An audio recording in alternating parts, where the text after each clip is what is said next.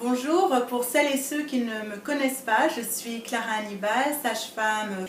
Je suis à l'origine de l'association Expert Midwife Réunion que j'ai créée avec Judith Profil et Vanessa Hannibal.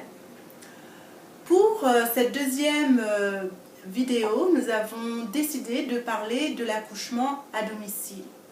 Non pas pour créer une polémique, mais pour amener une piste de réflexion à l'avancement de notre profession de sage-femme, à son autonomie et au développement de nos compétences holistiques. Je vous remercie de visionner la vidéo et de la partager. My name is Alexa Richardson, and I am a certified professional midwife in the state of Maryland. I live in Baltimore City, and I practice here. I am also the chair of the Direct Entry Midwifery Committee for the state of Maryland.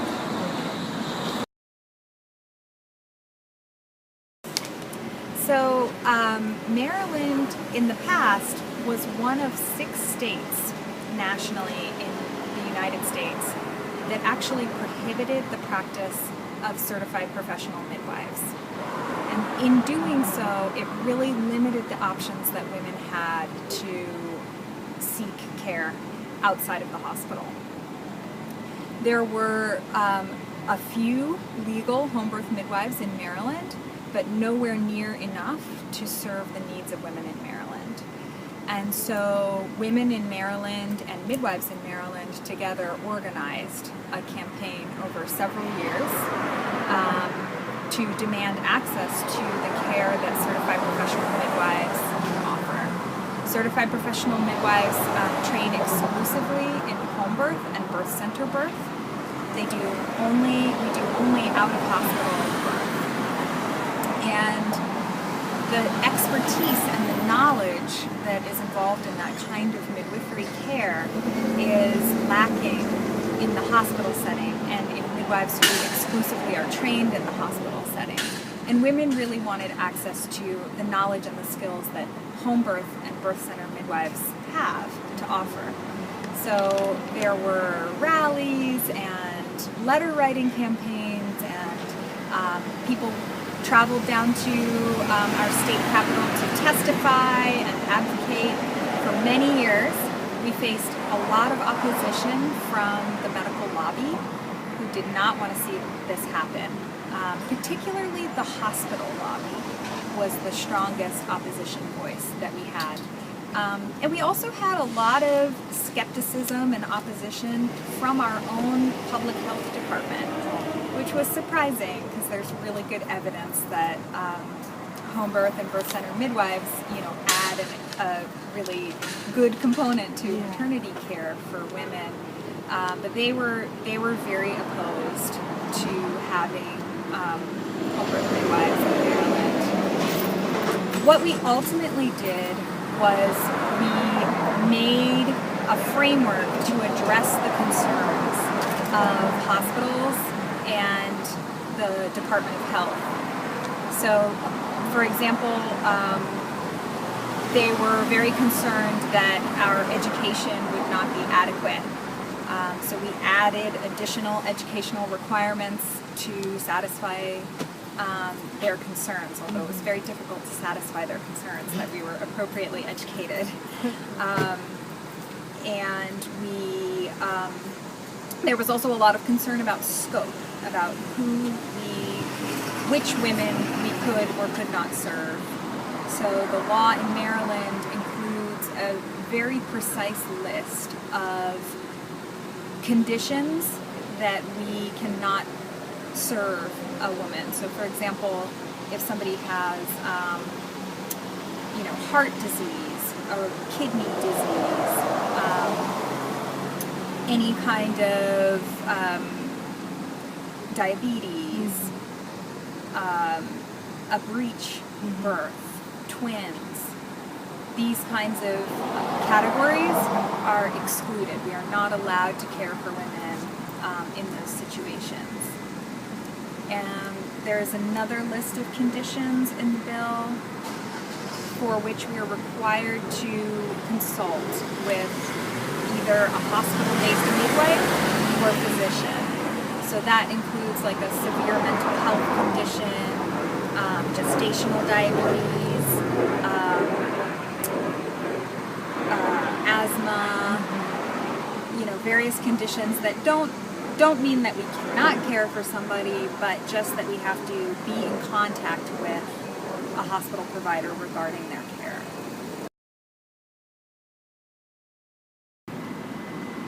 Correct. So we passed a law in 2015 in Maryland. It was a big victory, although we made some compromises that we still feel unhappy with, and we still have more advocating and more work to do over the years. The biggest compromise we made, about which we're very unhappy, is that we are not allowed to care for women who have had a previous cesarean birth. And many, the cesarean section rate in the state of Maryland is 35%.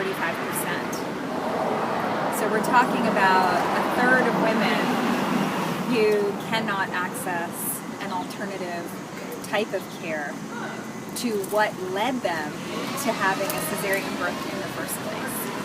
So obviously some cesarean births are necessary and essential for the health of the mother and the baby, but with 35% of women receiving cesarean births, some portion of those were created by the system of care in which they took place.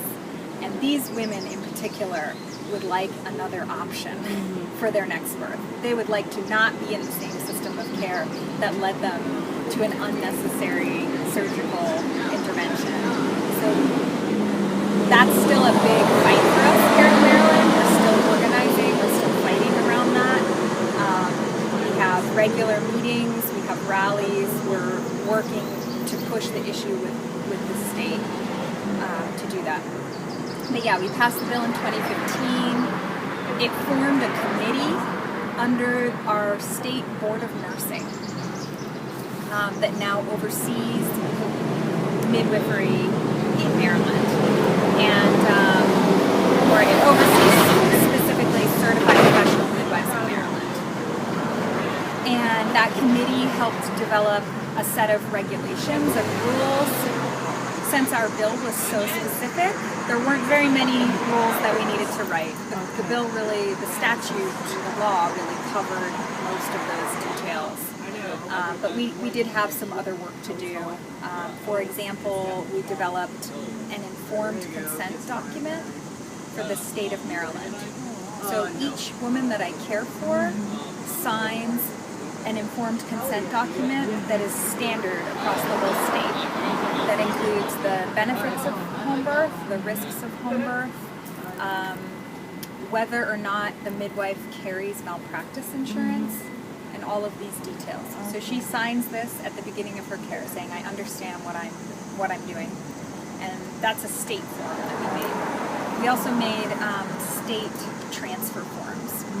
So anytime that I need to transfer a client into a hospital setting, there's a standard form that I fill out that we made alongside doctors and hospital representatives and other stakeholders. And that form includes the essential information that a doctor or hospital midwife needs when she receives our patient. So we developed state transfer forms both for a mother or pregnant person and for a newborn.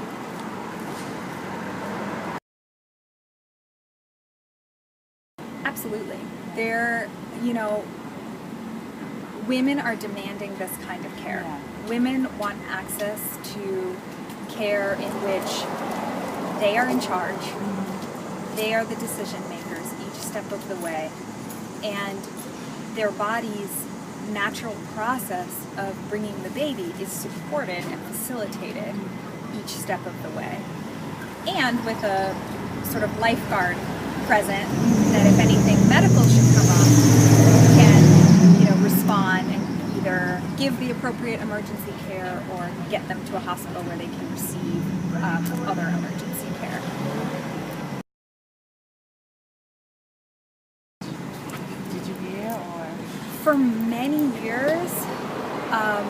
there were midwives practicing in Maryland who did not face any charges or anything like that. They were practicing fairly openly. They had relationships with hospitals and doctors and things like that, and there was not a problem. In, I think, 1995, a couple of midwives got charged, and then things calmed down again for many years. And then in like 2009, 2010, they started charging midwives in Maryland. And I think they charged,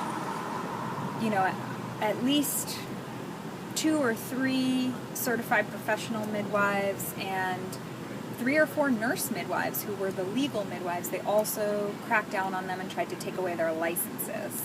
And all happened in a short space of time. I think there were a couple of bad outcomes that occurred close together, and just a reactionary response, maybe some individual bureaucrats in the Department of Health or other agencies that decided they were going to really, crack down on what was happening.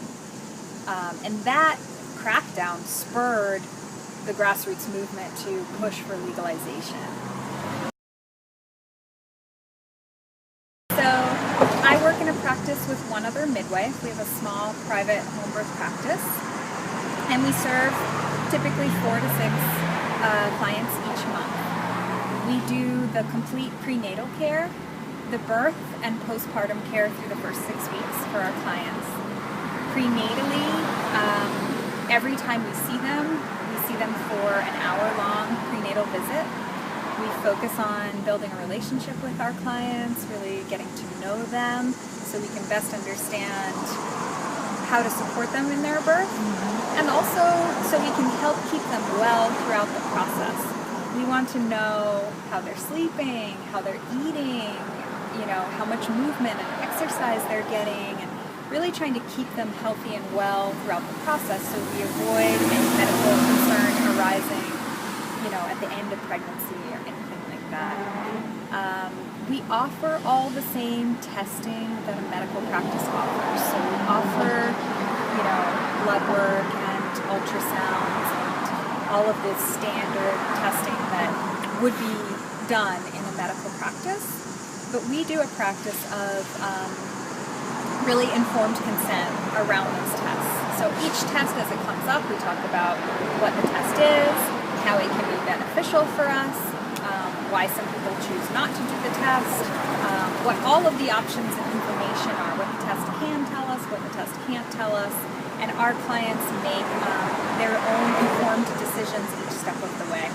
Many of our clients do all the testing, many of our clients do some portion of the testing, and some of our clients do no testing.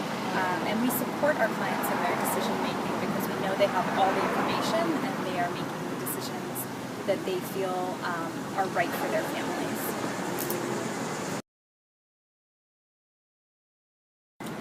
So our government does not require that we have liability insurance.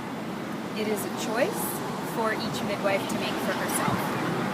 Unfortunately, it's expensive, so most midwives choose not to have liability insurance.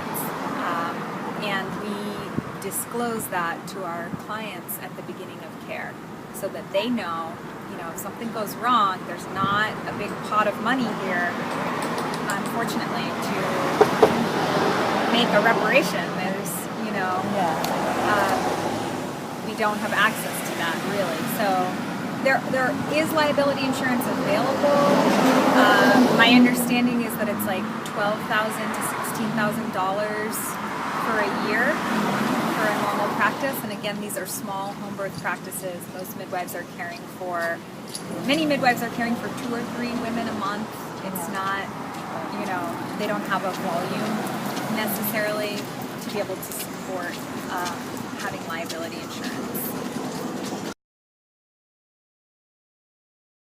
Absolutely, yeah. We carry most of the same equipment and tools that would be found in a standard birth center environment when we go to home births. So that includes tools that help women birth their baby. So everything from birthing tubs to birthing stools and birth balls and all this kind of equipment that's helpful for women. We also carry emergency equipment. So that includes medications for hemorrhaging, including oxytocin, methergin, and misoprostol. We also carry equipment for resuscitating a baby, and all midwives are certified in neonatal resuscitation.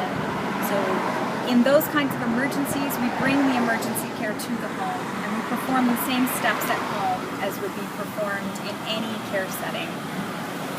We also carry oxygen for use in resuscitation or in case somebody went into shock.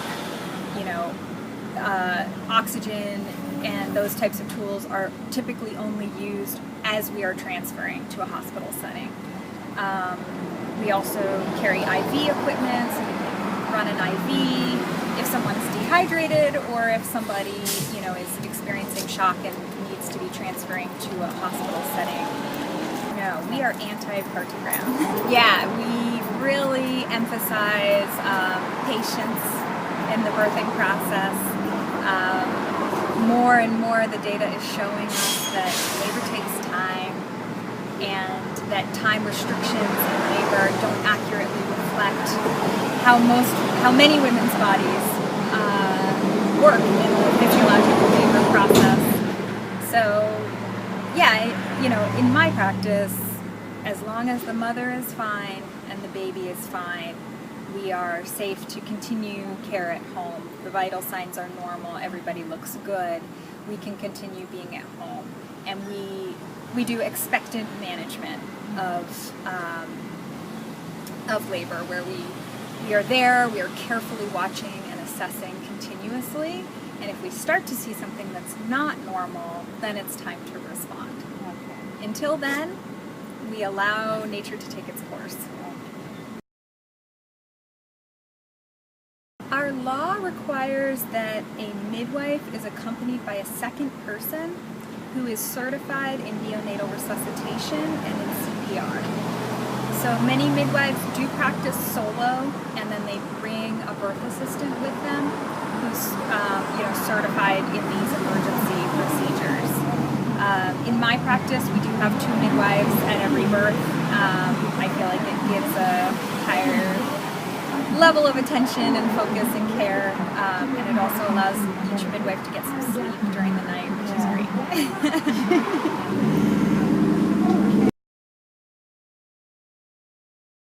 So in the United States, certified professional midwives train through a 5-stage clinical process under a preceptor who teaches them.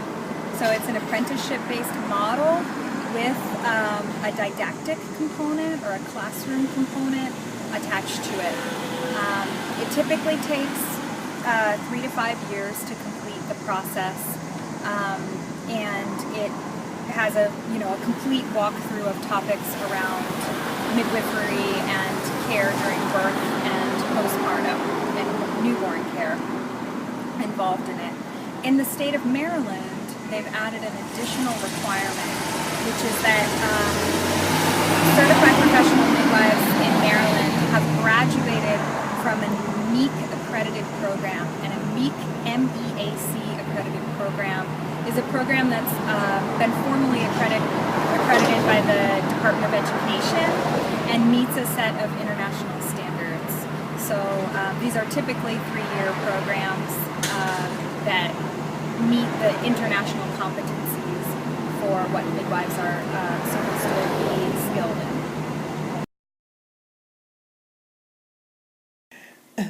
Bonjour, donc on a ici Marilyn Père avec nous ce matin, donc je vais te laisser te présenter, Marilyn.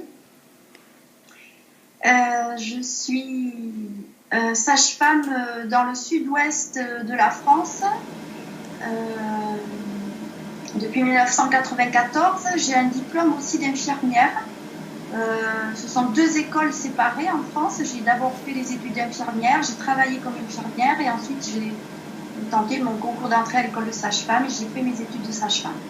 J'ai travaillé à l'hôpital local ici à Pau et ensuite je me suis installée pour faire des accouchements à domicile. Après avoir accouché moi-même à la maison de mes 4 premiers enfants avec la même sage-femme. C'était en fait une sage-femme libérale qui faisait des accouchements à domicile depuis 40 ans, qui m'a formée, qui m'a accouché de mes enfants et qui m'a formée. Et en parallèle à mon travail à l'hôpital, je l'accompagnais dans ses accouchements à domicile et elle m'a formée. Ok, d'accord. Alors, j'aimerais savoir que dit la loi en France sur l'accouchement à domicile?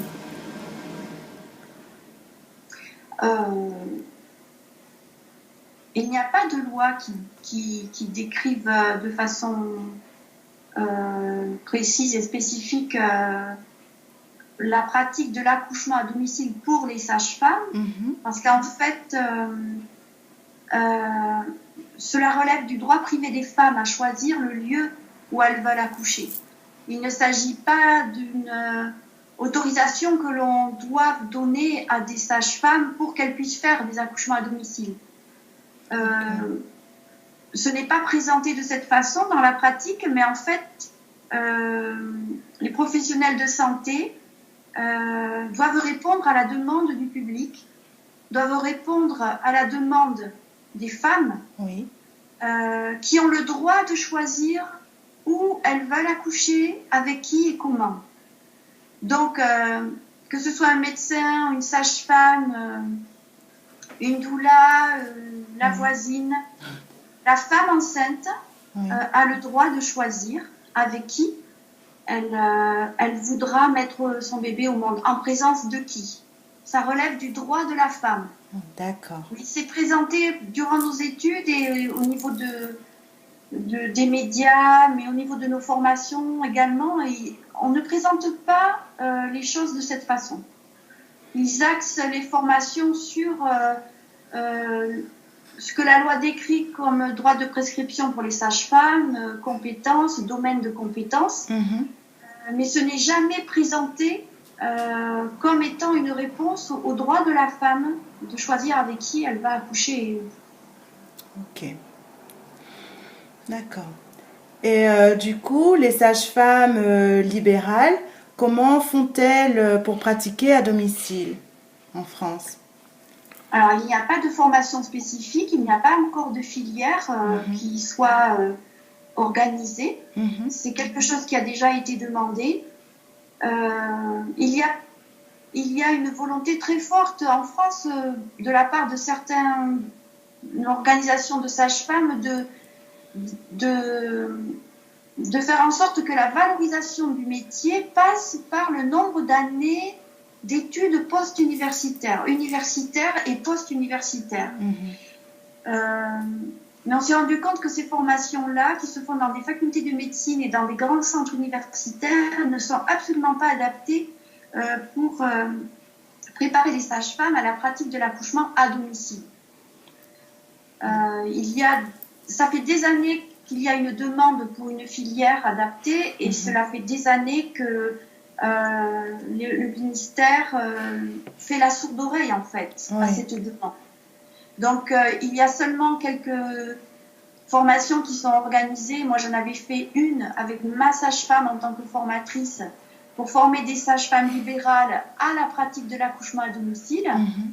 Et il y a certaines sages-femmes qui sont formatrices pour les accouchements à domicile, mais même dans ce domaine-là, il y a des courants. C'est-à-dire que ma sage-femme à moi, qui avait 40 ans d'expérience, elle a été découragée de poursuivre en tant que formatrice en lui disant que sa façon à elle de pratiquer les accouchements à domicile et sa conception de la naissance physiologique n'était plus adaptée au monde du millénaire dans lequel nous vivons.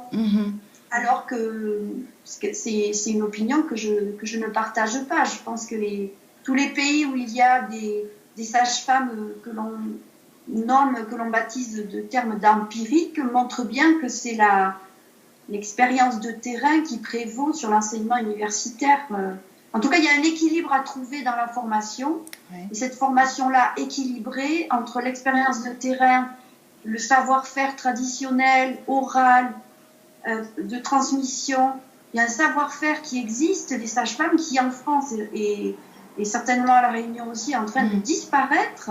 Parce que ces sages-femmes-là, qui ont pratiqué des accouchements à domicile pendant des années, elles sont en train de mourir, de disparaître. Elles n'ont pas forcément écrit. Donc il y a une connaissance qui est en perdition dans notre pays.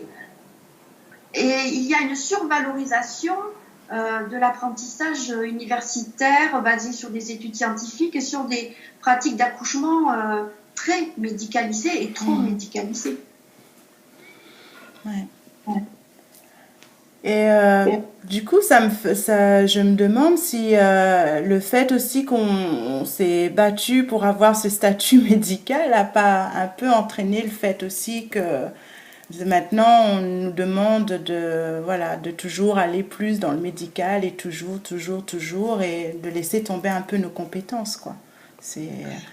Oui, on peut penser qu'il y a une utilisation du phénomène petit médecin en obstétrique qui est utilisé par les pouvoirs en place, les pouvoirs sanitaires, ceux qui décident des choix de politique de santé.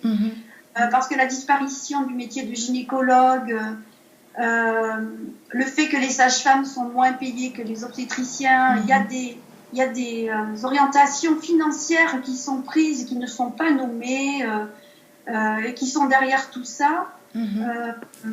Donc on nous fait miroiter un pouvoir médical supplémentaire, un droit de prescription élargi, mais en même temps on ne nous permet pas de répondre correctement aux besoins des femmes qui elles veulent des accouchements plus respectueux de la physiologie. On ne nous donne pas les moyens financiers d'en vivre. Ces actes-là, ils sont très peu rémunérateurs pour les sages-femmes qui veulent faire des accouchements à domicile. Alors que nous sommes survalorisés pour une surveillance électronique à domicile, pour la pratique d'épisiotomie, c'est tout à fait, ce n'est pas correct parce que les besoins de la femme ne sont pas au centre des décisions des pouvoirs des politiques de santé. Tout à fait. Ok. Et pourquoi alors les sages-femmes en France, elles prennent quand même le risque de faire ces accouchements à domicile? Mais la demande des femmes, elle a toujours été là. Et même, je dirais que avant que nous soyons radiés, avec moi et mes collègues, nous soyons radiés, je suis quasiment certaine, en questionnant les sages-femmes qui étaient au syndicat, en faisant une couverture géographique, en regardant d'où elles venaient, de quel département elles venaient, je suis certaine que ce fameux pourcentage, on dit tout le temps qu'en France, il y a 1% des accouchements qui se font à domicile. Je suis quasiment certaine que comme aux États-Unis, où il y a eu une montée énorme de la demande et de la pratique des accouchements à domicile, ça s'est fait aussi dans d'autres pays. Et en France, moi, ce que j'avais évalué, c'est que nous étions à autour des 10% du nombre d'accouchements à domicile. Et je pense que c'est encore plus vrai maintenant parce que à cause de nos radiations, il y a des départements où il n'y a pas de sage-femme. Eh bien, nous savons par d'autres médias que les femmes accouchent seules chez elles. Donc, il y a des accouchements non assistés qui explosent dans certaines zones géographiques parce qu'il n'y a pas d'accouchement de sage-femme qui pratiquent. Donc, la demande, elle est exponentielle parce que les femmes ont également connaissance maintenant de ce qu'on appelle la violence obstétricale qui sévit dans les services hospitaliers. Les femmes sont très informées de ce qui se passe. Elles ont très peu d'enfants. Donc pour 1 ou 2, maximum 3 enfants, elles ne vont plus elles ne prennent même plus le risque d'accoucher à l'hôpital. Et ce que j'ai vu, moi, en 20 ans de pratique de sage-femme, ce que j'ai vu qui s'est produit, c'est qu'au début de ma pratique, la majorité des femmes qui voulaient accoucher à la maison, c'était celles qui avaient déjà une première fois accouché à l'hôpital. Pour le second, elles ne voulaient pas y revenir. 20 ans après, ce qui se passe, c'est que je prépare des femmes qui ne veulent pas, dès le premier enfant, accoucher à l'hôpital et qui ne veulent même pas faire appel à une sage-femme pour le suivi médical. Même elles ne veulent pas le suivi d'une sage-femme libérale, elles s'en méfient et elles accouchent toutes seules chez elles. Elles viennent chercher les informations à la maison de naissance pour la préparation et ensuite elles accouchent par elles-mêmes toutes seules avec le soutien des réseaux sur les médias. Ok. Et quels sont... La situation c'est beaucoup, pour moi, aggravée. Oui, tout à fait. Et quels sont les risques encourus par les sages-femmes en France au jour d'aujourd'hui? Le risque, il est d'être interdit d'exercer. Ça, c'est la sanction ultime. Et cette sanction, elle peut être, selon les tribunaux devant lesquels les sages-femmes sont assignées, peut être assortie d'amendes. Il y a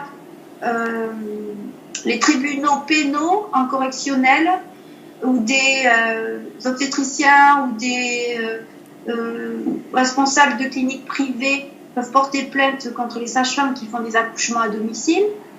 Ensuite, il y a les tribunaux, entre guillemets, les chambres disciplinaires du Conseil de l'Ordre qui reçoivent soit les plaintes des agences régionales de santé, soit les signalements des obstétriciens et de sages-femmes, soit les plaintes de parents qui peuvent mettre en route une procédure contre les sages-femmes.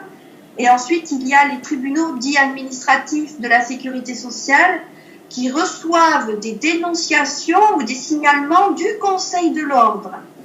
Et les tribunaux de sécurité sociale font des enquêtes sur, par exemple, la tarification des actes quand les sages-femmes font des dépassements d'honoraires pour se faire rémunérer les accouchements à domicile, dont on sait qu'ils sont très peu rémunérés. Ok.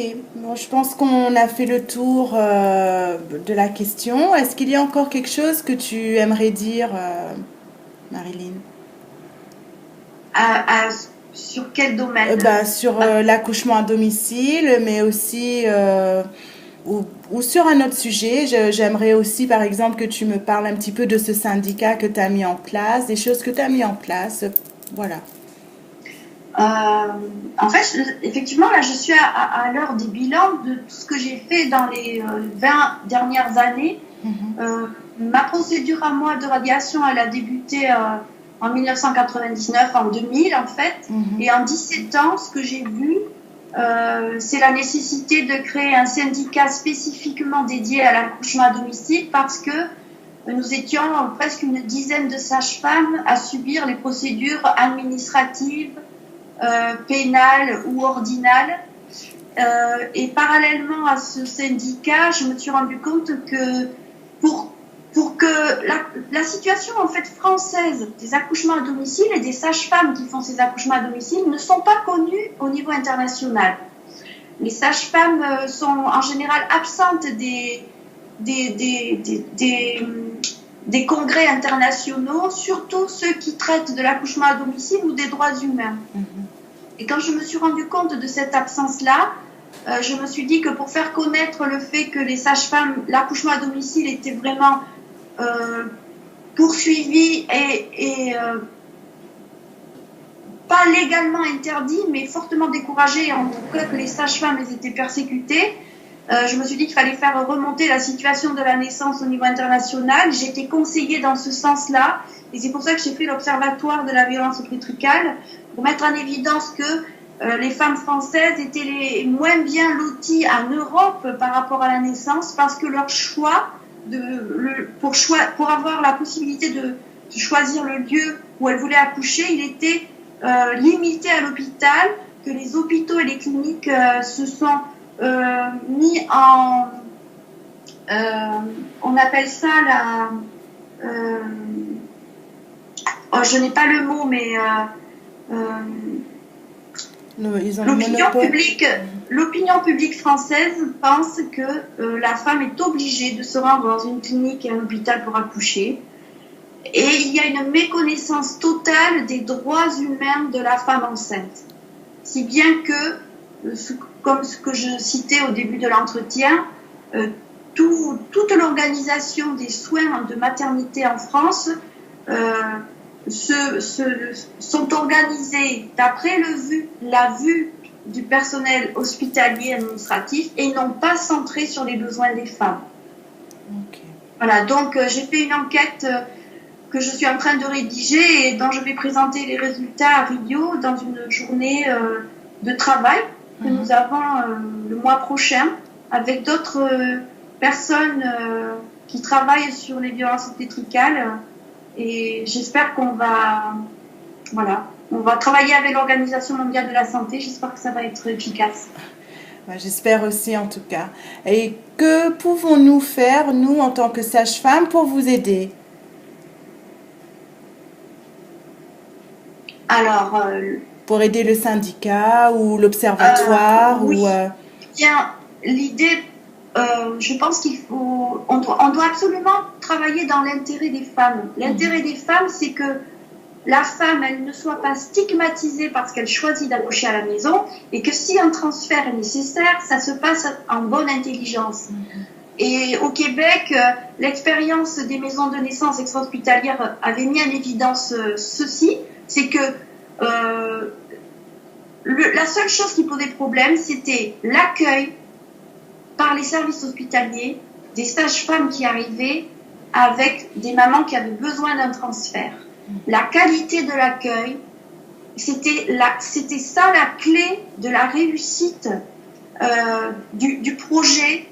Ce n'est pas le lieu, ce n'est pas la distance, ce n'est pas l'éloignement d'un centre hospitalier qui fait la sécurité d'un accouchement. C'est la qualité des relations entre les professionnels de santé, entre ceux qui sont sur le terrain et ceux qui sont dans les hôpitaux. Et j'aimerais bien que l'expérience des autres pays serve à la France pour que l'on rattrape ce retard qui est énorme. Nous avons 40 ans de retard sur les maisons de naissance extra-hospitalières allemandes.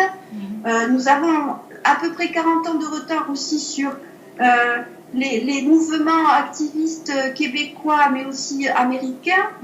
Et maintenant, il y a des réunions multidisciplinaires aux États-Unis, Birth Summit, qui réunit absolument tous les professionnels hospitaliers, de terrain, activistes, autour de l'accouchement à domicile, et ils ont travaillé sur des guidelines de transfert, et je pense que c'est vraiment dans cette direction qu'on doit aller. Ok, merci beaucoup Marilyn Perrano pour nous avoir accordé du temps ce matin.